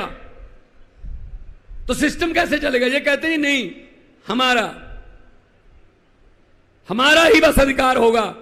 ये अकेला दिल्ली की 2 करोड़ जनता का सवाल नहीं है, देश की 140 करोड़ जनता का सवाल है। दिल्ली में हर प्रदेश का आदमी रहता है, यहां कर्नाटक से लोग भी रहते हैं, बंगाल से भी रहते हैं, पंजाबी भी रहते हैं, यूपी से भी रहते हैं, उत्तराखंड से, पूरे देश से दिल्ली में लोग बसते हैं। दिल्ली देश का दिल है। तो इनकी यह हिम्मत कि ये सुप्रीम कोर्ट का फैसला पलट दें कि नहीं जी अरविंद केजरीवाल की चलने नहीं देंगे। अब ये दरियाओं को रोका नहीं जा सकता मोदी जी, दरिया अपना रास्ता खुद बनाते हैं, हुकूमत वो करते हैं। ये आज का इकट्ठ देखकर अरविंद केजरीवाल जी, मैं आपके लिए बोल रहा हूं कि हुकूमत वो करते हैं जिनका दिलों पर राज होता है। यूं कहने को तो मुर्गे के सर पे भी ताज होता है। आप दिलों पर राज कर रहे हैं, इसीलिए इस 42 डिग्री टेम्परेचर में लोग आए हैं। अभी 15-20 हजार लोग आ रहे हैं रास्ते में, बसें बहुत दूर दूर तक खड़ी हैं। ये प्यार है, ये अरविंद केजरीवाल जी के लिए, ये आम आदमी पार्टी के लिए आपका प्यार है। इसी प्यार की वजह से हमारे हौसले बुलंद हैं। हम पूरे देश में गए, जहां जहां गए आप लोगों के अधिकारों की बात की और हमें समर्थन मिल रहा है। ये ऐसा कपिल सिब्बल जी, ये तो फिर भी चलो इन्होंने कर रखा है कि एलजी है, ये फुल स्टेट है पंजाब। हमारा राज्यपाल हमें बजट सेशन बुलाने की इजाजत नहीं दे रहा था, हमें सुप्रीम कोर्ट आना पड़ा, जी बजट सेशन बुलाने दो। सुप्रीम कोर्ट ने कहा बजट सेशन होगा, इजाजत दो। बजट सेशन के पहले 4-5 दिन पहले मंत्रिमंडल की मीटिंग होती है, जो सरकार की प्राप्तियां होती हैं, उपलब्धियां होती हैं, वो लिखकर गवर्नर को दी जाती हैं कि मेरी सरकार ने ये किया, मेरी सरकार ने ये किया। तो उसने कहा हाउस में आके, कहता मैं इसमें मेरी सरकार नहीं कहूंगा। मैंने कहा फिर किसकी सरकार है? कहता माई गवर्नमेंट नहीं कहूंगा। मैंने कहा जी मुझे सुप्रीम कोर्ट जाना पड़ेगा फिर दोबारा। You have to say that, ये मंत्रिमंडल द्वारा पास किया हुआ भाषण है, you have to read it word by word. बोला भाई साहब, फिर बोलना पड़ा। तो ये हर स्टेट के कोई ना कोई डिक्का, कोई ना कोई अड़चन करते रहते हैं, ये नहीं चलेगा। तो आज की ये अध्यादेश को बचाने की, ये लोकतंत्र को बचाने की रैली है। कहने को तो हम biggest democracy of the world हैं, लेकिन है लोकतंत्र? कहीं पे लोकतंत्र बचा है? भाई साहब, जनता को इकट्ठा होना पड़ेगा। 140 करोड़ लोगों को इकट्ठे होके देश को बचाना पड़ेगा। ये देश शहीद आजम भगत सिंह, राजगुरु सुखदेव, चंद्रशेखर आजाद, अशफाकुल्लाह, सुभाष चंद्र बोस, हजारों शहीदों ने कुर्बानियां लेकर ये देश लेकर दिया था। ये किसी के बाप की जगीर नहीं है कि मैं ही इस पे राज करूंगा, मैं ही इस पे राज करूंगा। ये देश 140 करोड़ लोगों के पुरखों ने लेके दिया है, बुजुर्गों ने लेके दिया तसीहे झेल के। ये अपने आप को मालिक समझने लगे हैं, ये अपने आप को समझते हैं हम ही राज करेंगे। अगर 140 करोड़ जनता समय पे, बस समय क्या रह गया भाई साहब, 1 साल रह गया। अगर 140 करोड़ जनता ये तय कर ले कि हमने देश को बचाना है तो देश बच जाएगा। वरना ये मीडिया वाले खड़े हैं, दिखाना है दिखा दो, वरना चलो आने का शुक्रिया, चलो ये कैमरे लेके तो आ गए, चलो चलाना ना चलाना तो इनके बॉसेस का काम है, कम से कम हमारी तरफ मुंह तो कर रखे कैमरों के। ये इतने अहंकारी हो गए हैं बीजेपी वाले। अगर ये 2024 में जीत गए, ये संविधान बदल देंगे, उसके बाद इलेक्शन नहीं होंगे देश में। प्रधानमंत्री जी हमारे नरेंद्र पुतिन बन जाएंगे, नरेंद्र मोदी की जगह। उन पुतिन ने भी ये कर रखा है कि 35 साल में ही रहूंगा राष्ट्रपति। ये आने वाला नरेंद्र पुतिन है। आप देश को जागना पड़ेगा। तो ये डराते हैं, अरे इसी मैदान से शुरू हुए थे, इसी ग्राउंड से शुरू हुए थे, जन्मभूमि है आम आदमी पार्टी की। ये हमें मजाक करते थे, अरविंद केजरीवाल जी को मजाक करते थे, सड़कों पर बैठकर कानून नहीं बनते, जीत कर आइए, जीत कर आइए। हम जीत कर आ गए, ये सड़कों पर बैठे हैं अब। ये कुदरत है, वक्त है। ये वक्त बहुत बड़ी चीज है। ये राजाओं से भीख मंगा देता है वक्त, ये भिखारियों के सर पे ताज टिका देता है वक्त। वक्त बहुत बड़ी चीज है। ये हमें जेल में डालकर तोड़ना चाहते हैं, हमारी टीम तोड़ना चाहते हैं। इनको मैं यही कहूंगा कि हम वो पत्ते नहीं जो शाख से टूटकर गिर जाएंगे, हम वो पत्ते नहीं जो शाख से टूटकर गिर जाएंगे। आंधियों को बोलो अपनी औकात में रहें। बहुत बहुत धन्यवाद। दोनों हाथ ऊपर करके 2 नारे लगा दो, इनकलाब। थोड़ा सा आवाज इतनी हो कि वहां तक पहुंच जाए। ये लेफ्ट में ही है उनका, सबका घर उधरी है। थोड़ा सा ऐसा उनको लगे, उनके घरों की शीशे हिले कि कुछ हो रहा है रामलीला ग्राउंड में। बताने की जरूरत ना पड़े कि कितना कटता, आवाज ही बता दे, इनकलाब, इनकलाब, भारत माता की, बोले सो निहाल। बहुत बहुत धन्यवाद, आपने इतने इज्जत मान से सुना, सत्कार दिया।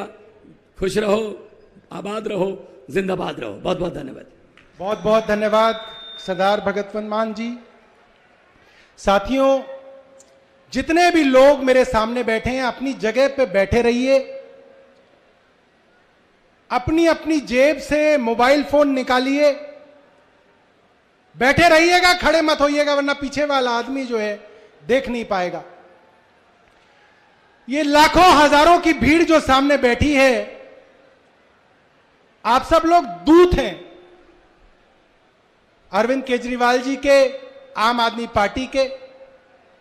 और जो बात यहां पे सुनेंगे, वो बात वापस जाके घरों में, मोहल्लों में, गलियों में, चाय की दुकान पे इसकी चर्चा करनी है, पूरी दिल्ली को बताना है कि यहां पे क्या बात हुई। तो सभी साथी अपना अपना मोबाइल फोन निकालिए, अपना अपना फेसबुक खोलिए, फेसबुक पे लाइव का बटन थाम के बैठिए। कोई साथी अपनी जगह से खड़ा ना हो, अपनी अपनी जगह पे बैठे रहिए।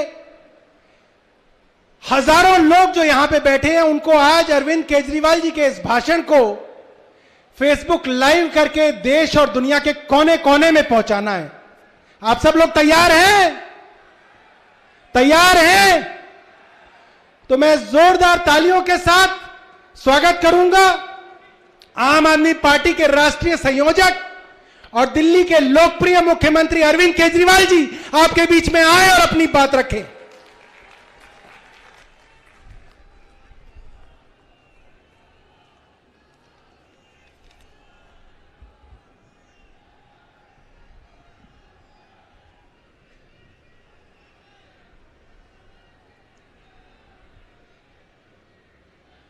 एक बार सब लोग मिलके पूरे दिल से भारत माता का जयकारा लगाएंगे। भारत माता की, भारत माता की, इनकलाब, इनकलाब, वंदे, वंदे। आज इतनी भारी संख्या में दिल्ली के कोने कोने से आए हुए मेरे प्यारे भाइयों, बहनों, माताओं, बुजुर्गों, बच्चों, आप सब लोगों को मेरा नमस्कार, सबको मेरा प्रणाम। मैं देख रहा हूं जहां तक नजर जा रही है पीछे कम से कम 1 लाख लोगों के, यहां पे 1 लाख लोग मौजूद हैं। और मैं अभी आ रहा था, कम से कम 20-25 हजार लोग सड़कों पे इस वक्त रामलीला मैदान की तरफ बढ़ रहे हैं। इतनी भारी संख्या में आज लोग यहां आए हैं। अपनी बात शुरू करने के पहले आपसे पूछना चाहता हूं, आप में से कौन कौन मुझे प्यार करते हैं? जरा हाथ खड़े करके बताओ कौन कौन प्यार करता है। आपका बहुत बहुत शुक्रिया इस प्यार, इस मोहब्बत के लिए। लेकिन अब जो लोग मेरे से प्यार करते हैं, सबसे पहले एक बात आपसे मांगना चाहता हूं।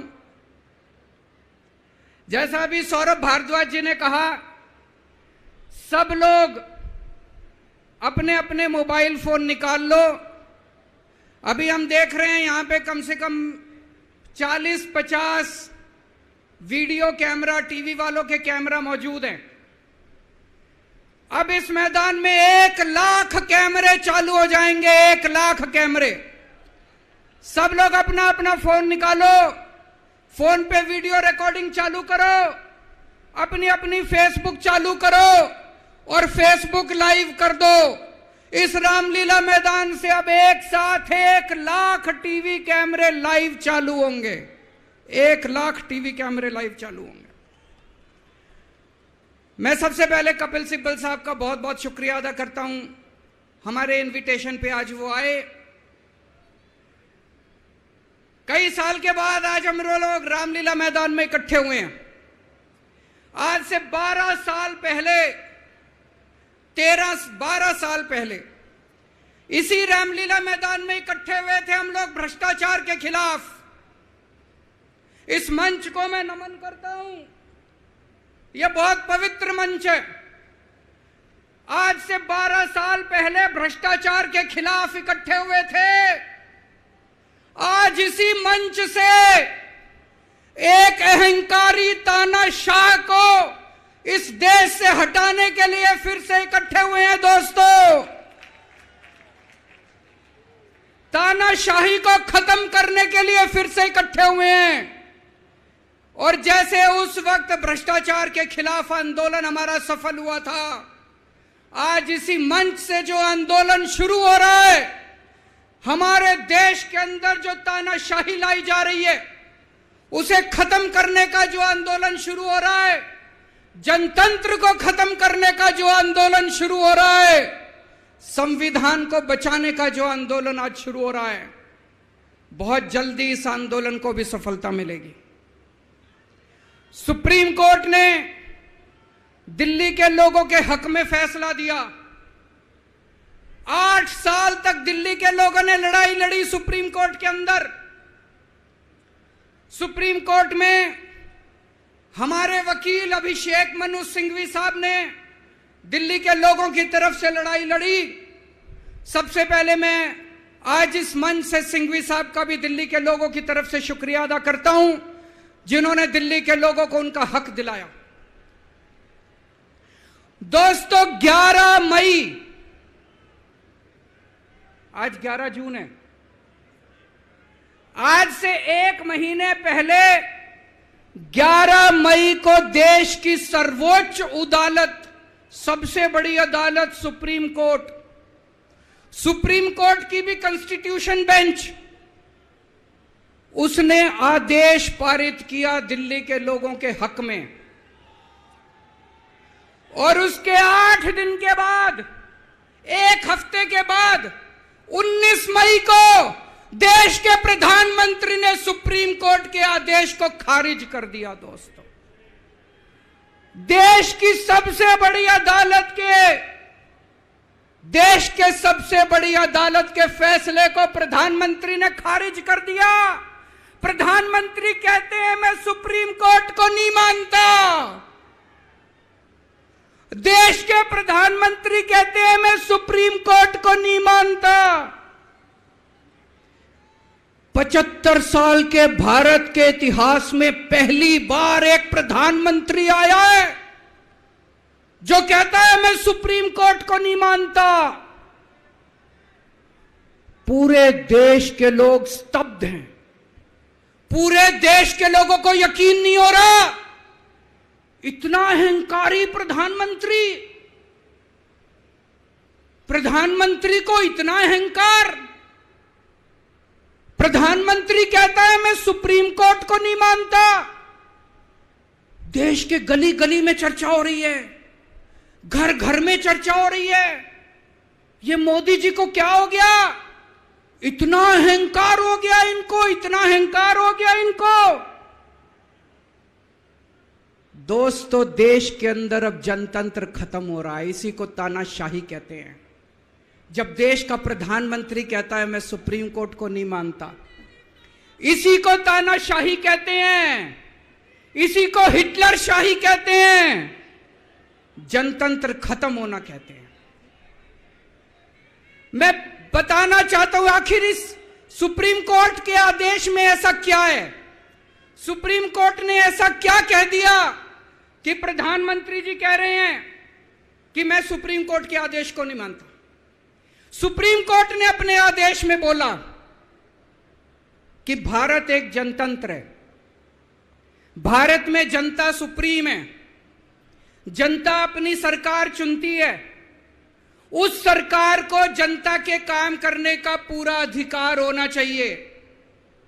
दिल्ली में भी लोग सरकार चुनते हैं, दिल्ली की सरकार को भी, जिस भी सरकार को दिल्ली के लोग चुनते हैं, चाहे इस पार्टी की सरकार हो चाहे उस पार्टी की सरकार हो, सुप्रीम कोर्ट ने कहा कि जो भी सरकार दिल्ली के लोग चुनते हैं, जनता सुप्रीम है, दिल्ली की जनता सुप्रीम है, उस सरकार को काम करने का अधिकार होना चाहिए।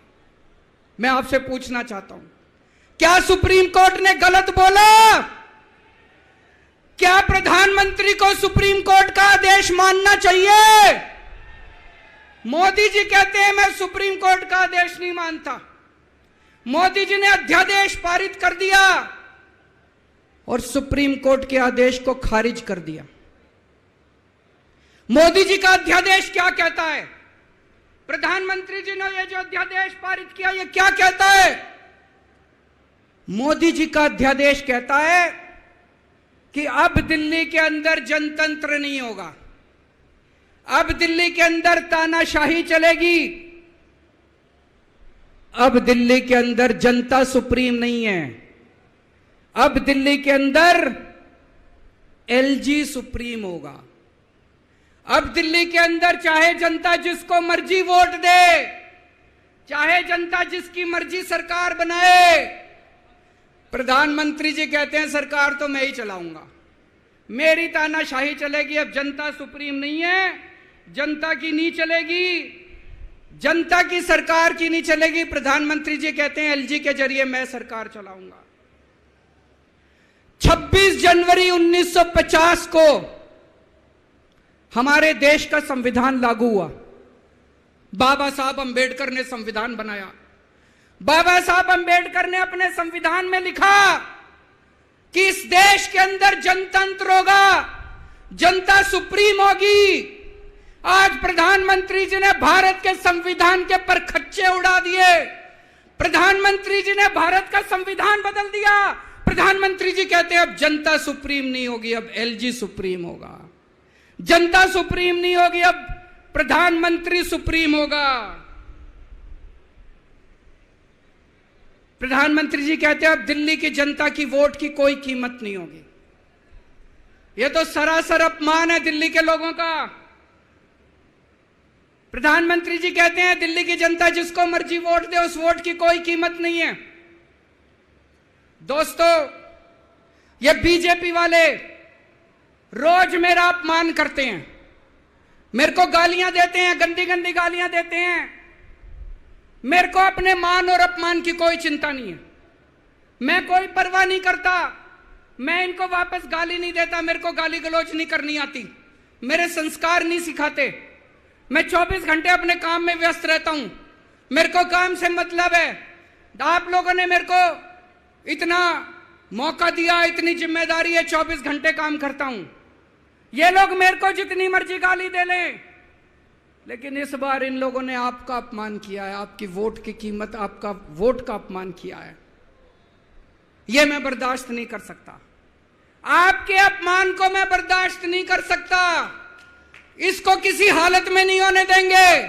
दिल्ली के लोगों के वोट का जो इन्होंने अपमान किया है, मोदी जी ने तमाचा मारा है दिल्ली के लोगों को, इसको बर्दाश्त नहीं कर सकते। इसको ठीक करा के रहेंगे, इस अध्यादेश को खारिज करा के रहेंगे, सुप्रीम कोर्ट के आदेश को पालन करा के रहेंगे। करेंगे कि नहीं करेंगे?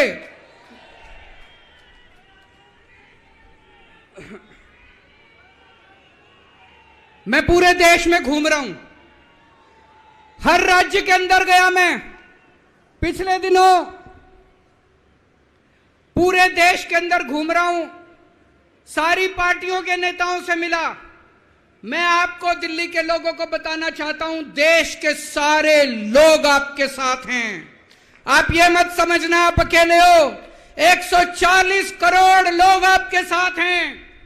वेस्ट बंगाल के लोग आपके साथ हैं, तमिलनाडु के लोग आपके साथ हैं, केरला के लोग आपके साथ हैं, महाराष्ट्र के लोग आपके साथ हैं, बिहार के लोग आपके साथ हैं, उत्तर प्रदेश के लोग आपके साथ हैं, मध्य प्रदेश के लोग आपके साथ हैं। 140 करोड़ लोग मिलके इस अध्यादेश का विरोध करेंगे, जनतंत्र को बचाएंगे दोस्तों। और मैं पूरे देश के लोगों को बोलना चाहता हूं, यह मत सोचना कि यह केवल दिल्ली वालों के साथ हुआ है। मुझे अंदर से पता चला यह मोदी जी का पहला वार है। ऐसा ही अध्यादेश, जो अध्यादेश आज दिल्ली में पारित किया गया, जिस अध्यादेश के जरिए दिल्ली वालों की ताकत खत्म कर दी गई, इस अध्यादेश के जरिए, जिस अध्यादेश के जरिए दिल्ली के अंदर आज तानाशाही लागू की जा रही है, कल यही अध्यादेश राजस्थान के लिए लाया जाएगा, कल यही अध्यादेश पंजाब के लिए लाया जाएगा, कल यही अध्यादेश मध्य प्रदेश के लिए लाया जाएगा, कल यही अध्यादेश महाराष्ट्र के लिए लाया जाएगा। इसे अभी रोकना पड़ेगा, सबको मिलकर अभी रोकना पड़ेगा दोस्तों।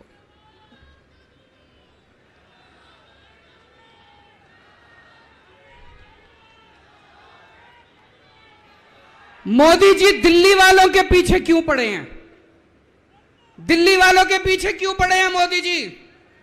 2015 में दिल्ली के लोगों ने 7 एमपी की सीट मोदी जी को जिता दी, मोदी जी को प्रधानमंत्री बनाया, और मोदी जी को कहा आप देश संभालो, और दिल्ली में 70 में से 3 सीट बीजेपी को दी, 3 सीट, 67 सीट आम आदमी पार्टी को दी।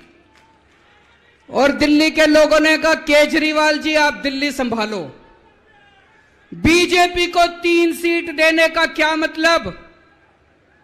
दिल्ली के लोगों ने अपनी आंखें लाल करके मोदी जी की तरफ देखा और बोला आप देश संभालो, खबरदार दिल्ली की तरफ आंख उठा के देखी तो। बोला कि नहीं बोला? 2020 में फिर से दिल्ली के लोगों ने 7 एमपी की सीट मोदी जी को दी, बोले आप देश संभालो। आम आदमी पार्टी को 70 में से 62 सीट दी, बोले केजरीवाल जी आप दिल्ली संभालो। फिर से दिल्ली के लोगों ने आंखें लाल करके मोदी जी को कहा आप देश संभालो, दिल्ली की तरफ आंख उठा के मत देखना। लेकिन प्रधानमंत्री जी से देश तो संभल नहीं रहा, देश का तो बेड़ा गर्क कर दिया। रोज उठते हैं और दिल्ली वालों के काम रोक देते हैं, रोज उठते हैं और दिल्ली वालों के काम। मैं स्कूल बनवाता हूं, मोदी जी कहते हैं मैं तेरे स्कूल नहीं बनने दूंगा। मैं अस्पताल बनवाता हूं, मोदी जी कहते हैं तेरे अस्पताल नहीं बनने दूंगा। मैं मोहल्ला क्लिनिक बनाता हूं, मेरे मोहल्ला क्लिनिक तोड़वा दिए मोदी जी ने। पिछले साल प्रधानमंत्री जी ने दिल्ली के अस्पतालों में दवाइयां बंद करा दी। मैं सीसीटीवी कैमरे लगवाता हूं, प्रधानमंत्री जी एलजी को कह के सीसीटीवी कैमरे नहीं लगने देते। पिछले साल मोहल्ला क्लिनिक के अंदर इन्होंने गरीबों के टेस्ट बंद करवा दिए। दोस्तों, मैंने दिल्ली के लोगों के लिए योगा क्लासेस शुरू की, प्रधानमंत्री जी ने योगा क्लासेस बंद करवा दी। प्रधानमंत्री जी से मैं कहना चाहता हूं आप देश संभालो ना, आपसे देश तो संभल नहीं रहा। देश का बेड़ा गर्क कर दिया आपने। चारों तरफ इतनी महंगाई हो रही है, पेट्रोल 100 रुपए लीटर पहुंच गया, डीजल 90 रुपए लीटर पहुंच गया, दूध महंगा हो गया, सब्जियां महंगी हो गई, एलपीजी का सिलेंडर 1000 रुपए के ऊपर हो गया। इनको समझ ही नहीं आ रहा महंगाई कैसे, इनको चौथी पास राजा को समझ ही नहीं आ रहा कि देश कैसे संभाले। एक दिन कहते हैं 2000 का नोट आएगा, 5 साल बाद कहते हैं 2000 का नोट जाएगा। अरे इनको समझ ही नहीं है। आप लोगों ने कोई समझदार प्रधानमंत्री बनाया होता, कम से कम ये तो बता देगा 2000 का नोट आएगा कि जाएगा। चारों तरफ बेरोजगारी फैली हुई है, इनको समझ ही नहीं आ रहा बेरोजगारी कैसे दूर करें। चारों तरफ भ्रष्टाचारी भ्रष्टाचार फैला हुआ है, इनको समझ ही नहीं आ रहा भ्रष्टाचार दूर कैसे करें। जीएसटी की वजह से व्यापारियों का बेड़ा गर्क हुआ पड़ा है, इनको समझ ही नहीं आ रहा जीएसटी को कैसे ठीक करें।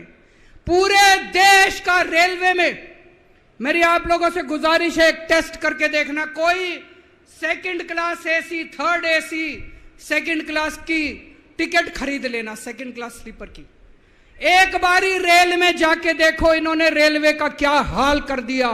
पूरी रेलवे का बेड़ा गर्क कर दिया। अच्छा खासा चलता हुआ रेलवे इन्होंने बेड़ा गर्क कर दिया इन लोगों ने। 2002 में प्रधानमंत्री जी गुजरात के मुख्यमंत्री बने। 12 साल गुजरात के मुख्यमंत्री रहे। पिछले 9 साल से देश के प्रधानमंत्री हैं। 21 साल हो गए मोदी जी को राज करते करते, 21 साल। 2015 में मैं दिल्ली का मुख्यमंत्री बना। मेरे को 8 साल हो गए दिल्ली पे राज करते करते। आज मैं चैलेंज करता हूं और देश की जनता को अपील करता हूं, मोदी जी के 21 साल, मेरे 8 साल, दोनों के देख लो किसने ज्यादा काम किया। केजरीवाल ने ज्यादा काम करा, केजरीवाल ने 8 साल में ज्यादा काम करा कि मोदी जी ने 21 साल में ज्यादा काम करा। अरे इनसे काम तो होता नहीं है। देश के अंदर जो अच्छा काम करता है उसको रोकने की कोशिश करते हैं। ये आज दिल्ली के सारे अच्छे काम रोकना चाहते हैं। मोदी जी के पास तो फुल पावर थी 21 साल, मेरे को तो इन्होंने काम भी नहीं करने दिए, हर काम में टांग अड़ाया। फिर भी मेरे 8 साल उठा के देख लो, कितने स्कूल बनवा दिए, कितने अस्पताल बनवा दिए, लोगों का इलाज मुफ्त कर दिया, लोगों के बच्चों को पढ़ाई दे रहे हैं अच्छी, बिजली मुफ्त कर दी। मैंने बिजली मुफ्त करी। मोदी जी कह रहे हैं फ्री की रेवड़ी बांट रहा है। अरे गरीबों के हाथ में अगर 4 रेवड़ी रख दी तो कौन सा बुरा हो गया। मोदी जी आपने तो रेवड़ी नहीं, पूरा का पूरा रेवड़ा उठा के अपने दोस्त को दे दिया। पूरा का पूरा देश उठा के अपने दोस्त को दे दिया। पूरा की पूरी केंद्र सरकार उठा के अपने दोस्त को फ्री में दे दी। मैंने तो 4-4 रेवड़ी रखी थी एक एक हाथ में, गरीबों के हाथ में, आपने तो रेवड़ा ही उठा के दे दिया सारा का सारा। अब लोग प्रधानमंत्री जी से पूछने लगे हैं कि केजरीवाल ने इतने स्कूल बना दिया, आपने क्या किया। उनके पास कोई जवाब नहीं है। अभी पिछले साल मैं गुजरात का चुनाव लड़ने गया, वहां पे हर आदमी, गुजरात के हर आदमी के मुंह पे था, अरविंद जी आपने स्कूल इतने अच्छे कर दिए, आपने दिल्ली में स्कूल बच्चों की शिक्षा इतनी अच्छी कर दी। तो एक दिन प्रधानमंत्री जी ने सोचा कि मैं भी जाके स्कूल में फोटो खिंचवाऊंगा। पूरे गुजरात में ढूंढने से उनको एक स्कूल नहीं मिला जिसमें मोदी जी फोटो खिंचवा ले। एक स्कूल, 30 साल से गुजरात में बीजेपी की सरकार है, एक स्कूल नहीं मिला। इनको एक स्टूडियो के अंदर टेंट लगा के एक क्लास, फर्जी क्लास बनानी पड़ी। 10 बच्चे बुलाए, डेस्क लगाए, वहां पे मोदी जी एक बच्चे के साथ बैठे और उन्होंने फोटो खिंचवाई। अब लोग प्रधानमंत्री जी से पूछने लगे कि केजरीवाल ने इतना काम कर दिया, आपका काम कहां है। तो अब मोदी जी ने तय किया मैं केजरीवाल को काम नहीं करने दूंगा। उन्होंने मनीष सिसोदिया को उठा के जेल में डाल दिया। उनको लगा मनीष सिसोदिया को जेल में डालने से शिक्षा के काम रुक जाएंगे। उन्होंने सतिंदर जैन को उठा के जेल में डाल दिया। उनको लगा सतिंदर जैन को जेल में डालने से मोहल्ला क्लिनिक बंद हो जाएंगे, अस्पताल बंद हो जाएंगे। मैं प्रधानमंत्री जी को बोलना चाहता हूं, हमारे पास एक मनीष सिसोदिया नहीं है, हमारे पास 100 मनीष सिसोदिया हैं। हमारे पास एक सतिंदर जैन नहीं है, हमारे पास 100 सतिंदर जैन है। आप एक को जेल में डालोगे, हमारा दूसरा आ जाएगा काम करने के लिए, काम नहीं रुकेगा दोस्त। जब इनको जेल में डालने से काम नहीं चला तो अब ये ऑर्डिनेंस लेके आए हैं और ऑर्डिनेंस से ये सारा काम रोकना चाहते हैं दोस्तों। आज दिल्ली के लोग मुसीबत में हैं। दिल्ली के लोगों के ऊपर यह अध्यादेश थोपा जा रहा है। आपने पिछली बार 7 MP को वोट दिया था, कहां है वो सातों के सातों? अपने घर में दुबक के बैठे हैं। वो बीजेपी के गुलाम है, वो आपके नहीं है, आपके सगे नहीं है, वो बीजेपी के गुलाम है।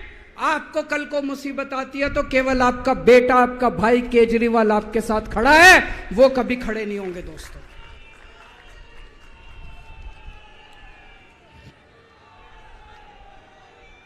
और अंत में मैं आपको एक कहानी सुनाना चाहता हूं। चौथी पास राजा, किस किस ने सुनी है ये कहानी? इस कहानी का महात्म्य है कि इस कहानी को जितनी बार सुनोगे, जितनी बार सुनाओगे, उतनी भगवान की कृपा आपके परिवार के ऊपर बरसेगी।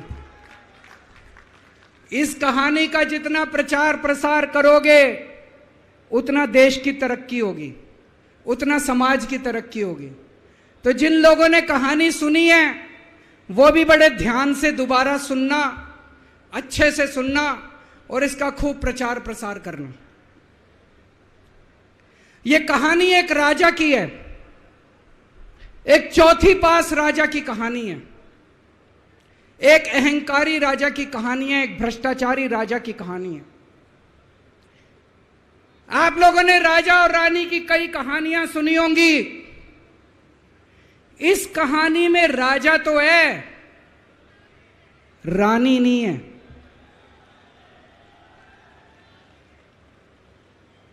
तो एक महान देश था, कई हजार साल पुराना देश।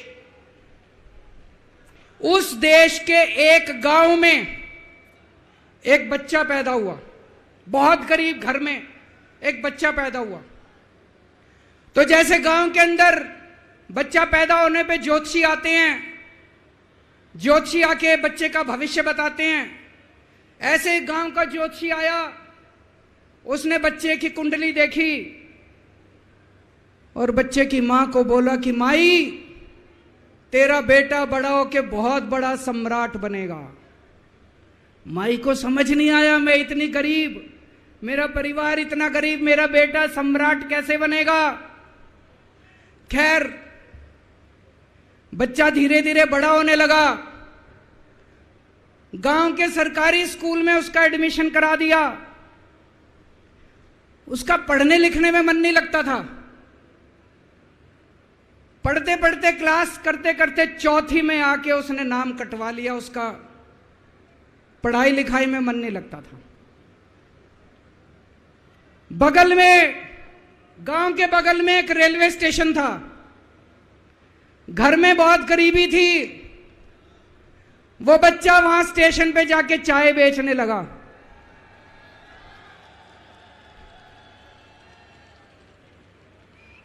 चाय बेच के अपना गुजारा करता था। वो भाषण बहुत अच्छा देता था, बचपन से ही बड़ा अच्छा भाषण देता था। गांव के लड़कों को इकट्ठा कर लेता और भाषण देना चालू करता। धीरे धीरे आसपास के गांव में फैल गया कि यह बच्चा भाषण बड़े अच्छे देता है। आसपास के लड़के भी इकट्ठे हो गए और जो मर्जी टॉपिक हो भाषण देना चालू कर देता था और रुकता ही नहीं था, घंटों घंटों तक भाषण देता रहता था। बच्चा बड़ा हुआ। ज्योतिषी ने कहा था बड़ा होके बच्चा उस महान देश का सम्राट बन गया। लेकिन राजा तो अनपढ़ था, उसे तो कुछ आता नहीं था। अफसर आते, उस अनपढ़ राजा से जहां मर्जी साइन करा लेते, जहां मर्जी जो मर्जी साइन करा लेते। वो राजा अनपढ़ था, उसे लगता था मैं अगर अफसरों से पूछूंगा तो मेरी कमजोरी सबके सामने प्रकट हो जाएगी। अफसरों को लगेगा मेरे को कुछ आता नहीं है। अफसर जो मर्जी लेके आते थे वहां साइन कर देता था। वो धीरे धीरे पूरे देश के अंदर फैल गया कि राजा अनपढ़ है, राजा अनपढ़ है। राजा को बड़ा बुरा लगने लगा। तो राजा ने कहीं से एक फर्जी डिग्री का जुगाड़ कर लिया। एक फर्जी डिग्री का जुगाड़ कर लिया, एमए की डिग्री का। और राजा बोला मैं एमए हूं। पर सच्चाई तो पूरे देश को पता थी, राजा तो अनपढ़ था। धीरे धीरे राजा अहंकारी भी होता गया। अहंकारी राजा और ऊपर से अनपढ़। जो मर्जी उस राजा के पास जाता और राजा से कुछ भी पास करा के ले आता। एक बार कुछ लोग गए, राजा को बोले जी नोटबंदी कर दो। नोटबंदी करने से भ्रष्टाचार खत्म हो जाएगा, आतंकवाद खत्म हो जाएगा। राजा को कुछ समझ नहीं आया। राजा की खूब चमची मारी उन्होंने। राजा ने एक दिन शाम को टीवी पे आके 8 बजे नोटबंदी कर दी। पूरे देश का बेड़ा गर्क हो गया दोस्तों। लंबी लंबी बैंकों के सामने लाइनें लग गई। कई लोग मर गए, दुकानें बंद हो गई, रोजगार बंद हो गए, बड़ी बड़ी इंडस्ट्री बंद हो गई। पूरे देश का बेड़ा गर्क हो गया। फिर एक दिन कोई आके बोला जी 2000 का नोट ले आओ। राजा 2000 का नोट ले आया। 4 साल बाद कुछ लोग आके बोले जी 2000 का नोट बंद कर दो। राजा ने 2000 का नोट बंद कर दिया। राजा को अकल तो थी नहीं, बेवकूफ था, अनपढ़ था। कभी 2000 का नोट चालू करता था, कभी 2000 का नोट बंद करता था। एक बार कुछ लोग आके बोले जी ये किसानों के कानून बना दो, इस कानून से किसानों का भला होगा। राजा ने कानून बना दिए, पूरे देश के किसान सड़कों पे उतर आए। 750 किसान मर गए आंदोलन में, और 1 साल के बाद राजा को वो तीनों कानून वापस लेने पड़े। एक बार उस देश के अंदर बहुत बड़ी महामारी फैल गई, चारों तरफ महामारी फैल गई, लोग मरने लगे। किसी ने आके बोला जी थाली बजवाओ तो देश ठीक हो जाएगा। तो राजा ने पूरे देश में थाली और चम्मच बजवा दिए। महामारी तो नहीं बची, महामारी तो फैली रही। किसी ने आके कहा जी डॉक्टरों की जरूरत पड़ेगी, दवाइयों की जरूरत पड़ेगी, इंजेक्शन की जरूरत पड़ेगी, तब महामारी रुकेगी। राजा अपने दोस्तों का बड़ा ख्याल रखता था। उसके दोस्त थे। एक दोस्त ने 10,000 करोड़ रुपए चोरी कर लिए, राजा ने उसको देश से भगा दिया। दूसरे दोस्त ने 20,000 करोड़ चोरी कर लिए, राजा ने उसको भी देश से भगा दिया। पर एक दोस्त ऐसा था जिससे राजा की ज्यादा ही दोस्ती थी। कौन था?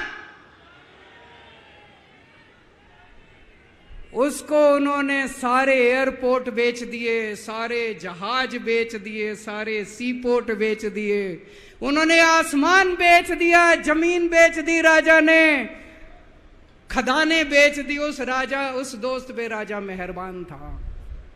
राजा का एक और दोस्त था। वो दोस्त इतना गंदा था कि उसने कुछ अंतर्राष्ट्रीय खिलाड़ी महिलाओं के साथ बदतमीजी करी, लेकिन राजा ने दोस्ती नहीं छोड़ी। मजाल जो उस दोस्त के ऊपर कोई आंच आ जाए, राजा उस दोस्त के साथ खड़ा रहा, लेकिन उसने खिलाड़ियों का समझ। राजा का एक और दोस्त था। उस दोस्त ने किसानों के ऊपर गाड़ी चढ़ा दी, रौंद दिया, कुचल दिया किसानों को। राजा ने अपनी दोस्ती नहीं छोड़ी। इस बात पे तो दाद देनी पड़ेगी कि राजा दोस्तबाज था, 1 नंबर का दोस्तबाज था। चारों तरफ अत्याचार हो गया, चारों तरफ देश के अंदर इनके अपने लोग जो थे वो बलात्कार करने लगे, गलत काम करने लगे, हाहाकार मच गया। जो राजा के खिलाफ बोलता, राजा उसको पकड़ के जेल में डाल देता। एक दिन एक पत्रकार ने कार्टून बना दिया राजा के खिलाफ, उस पत्रकार को उठा के जेल में डाल दिया। एक दिन एक किसी पत्रकार ने उनके खिलाफ कुछ लिख दिया, उसको पकड़ के जेल में डाल दिया। जो राजा के खिलाफ बोले उसका बेड़ा गर्क। कोई जज अगर उस राजा के खिलाफ ऑर्डर करता था, राजा उसको बख्शता नहीं था। चारों तरफ अत्याचार, महंगाई, बेरोजगारी। ऊपर आसमान में देवता ये सब देख रहे थे कि पृथ्वी के ऊपर कितना घनघोर अत्याचार हो रहा है। सारे देवता इकट्ठे हुए, देवताओं ने मीटिंग करी। सारे देवता मिलकर शिवजी महाराज जी के पास गए और कहा, महाराज कुछ करो, पृथ्वी के ऊपर अन्याय हो गया, अत्याचार हो गया, चारों तरफ बलात्कार, चारों तरफ हाहाकार मचा हुआ है, जनता परेशान हो रही है। पृथ्वी जी, शिवजी महाराज जी ने अपनी तीसरी आंख खोली और दोस्तों यहां प्रचंड पृथ्वी के ऊपर अजीब अजीब घटनाएं घटने लगी। उज्जैन के अंदर महाकाल की 6 सप्तऋषियों की बड़ी बड़ी 10 फुटा भारी भारी मूर्तियां थी। एक दिन बारिश और तूफान आया और 6 की 6 मूर्तियां टूट गई। लोगों ने कहा बड़ा अपशकुन हो रहा है, बड़ा अपशकुन हो रहा है। एक दिन एक ट्रेन एक्सीडेंट हो गया, 250 से ज्यादा लोगों की मौत हो गई। लोगों ने कहा बड़ा अपशकुन हो रहा है। और एक दिन घनघोर बारिश आई, तूफान आया, ऊपर से आकाशवाणी हुई। सारे देश की जनता को भगवान ने कहा कि आप महान देश के लोग हो, क्या कर रहे हो, उठो, खड़े हो जाओ और इस अहंकारी राजा के खिलाफ सब लोग मिलकर आवाज उठाओ। भगवान आपके साथ है। और उसके बाद दोस्तों, सोई हुई जनता जाग गई और 1 साल के अंदर उस अहंकारी राजा का राजपाट जनता ने उखाड़ के फेंक दिया। और उसके बाद वो महान देश दिन दूनी रात चौगुनी प्रगति करने लगा। ये कहानी बड़ी पवित्र कहानी है। इस कहानी को सुनने से और सुनाने से परिवार का, समाज का और देश का बहुत भला होता है। इसे ज्यादा से ज्यादा शेयर कीजिए, ज्यादा से ज्यादा लोगों तक पहुंचाइए, ताकि ज्यादा से ज्यादा लोग इसे सुन सकें, इसे समझ सकें। अंत में आपसे एक ही विनती है, अगली बार वोट डालने जाओ तो ऐसे आदमी को वोट डालना, ऐसे आदमी को प्रधानमंत्री बनाना जो कम से कम इतनी तो समझ रखता हो कि 2000 का नोट कैंसिल करना है कि चालू करना है। कपिल सिब्बल साहब एक बहुत अच्छी लड़ाई लड़ रहे हैं। इनकी एक वेबसाइट है, इंसाफ के सिपाही। आप लोग, सब लोग ज्यादा से ज्यादा इस वेबसाइट पे जाके इसको लॉगिन करें, रजिस्टर करें और हम सब लोगों को मिलके अपने महान देश भारत देश के लिए काम करना है। भारत माता की। सभी साथी राष्ट्रगान के लिए अपनी अपनी जगह खड़े हो जाएंगे। सभी साथी जो जहां पे भी हैं, चल रहे हैं तो वो अपनी जगह रुक जाएं। राष्ट्रगान के लिए सभी साथी अपनी अपनी जगह पे खड़े हो जाएं। राष्ट्रगान। अधिनायक जय हे भारत भाग्य विधाता, पंजाब सिंध गुजरात मराठा द्राविड़ उत्कल बंग, विंध्य हिमाचल यमुना गंगा उज्ज्वल जलधि तरंग, तव शुभ नामे जागे, तव शुभ आशीष मांगे, गाहे तव जय गाथा, जन गण मंगलदायक जय हे भारत भाग्य विधाता, जय हे जय हे जय हे जय जय जय जय हे।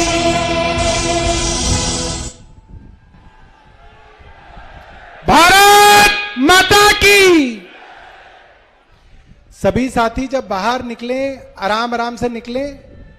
पानी का इंतजाम है और कुछ लोगों ने मेरा रंग दे बसंती